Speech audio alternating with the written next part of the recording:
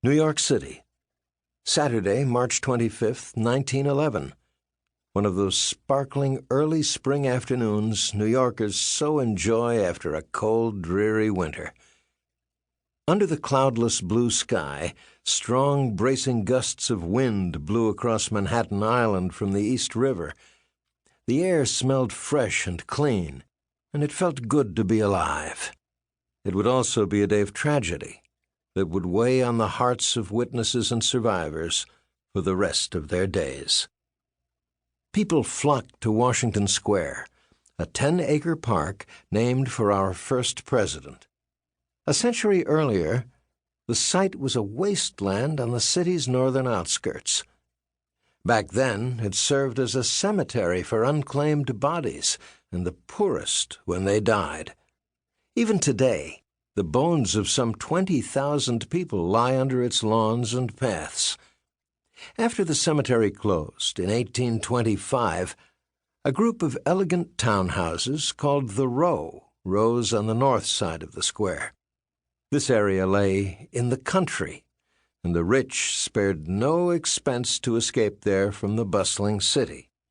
Although the Row still exists, by 1911, Washington Square had become a green oasis amid grimy factories and immigrant neighborhoods. On this Saturday, families from the tenements strolled the tree-lined paths. Children ran around, played on the grass, or stood on the playground swings and flew to the moon. Lovers walked hand in hand. Students from nearby New York University sat on the benches reading, thinking great thoughts, arguing, flirting. Miss Frances Perkins, 31, was visiting a friend at her home in the Row.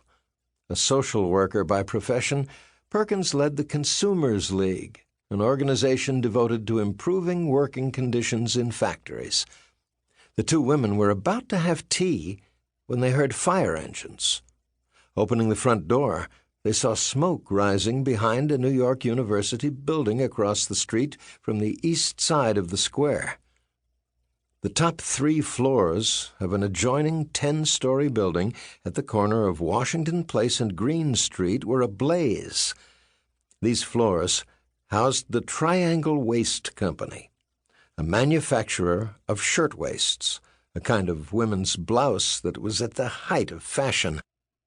Hearts pounding, the friends ran across the square, joining the crowd racing toward the smoke.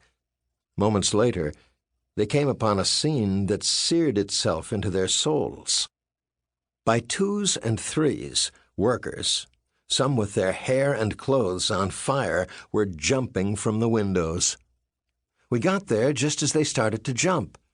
Perkins recalled in 1961, the 50th anniversary of the disaster. I shall never forget the frozen horror which came over us as we stood with our hands on our throats watching that horrible sight, knowing that there was no help. The firemen kept shouting for them not to jump, but they had no choice. The flames were right behind them, for by this time the fire was far gone. Within minutes, 146 workers died, broken on the sidewalk, suffocated by smoke, or burnt in the flames. Most were young women, ages 14 to 23. Nearly all recent immigrants, Italians and Russian Jews. Dubbed the Triangle Fire for 90 years, it held the record as New York's deadliest workplace fire. Only the September 11, 2001 terrorist attacks on the World Trade Center took more lives.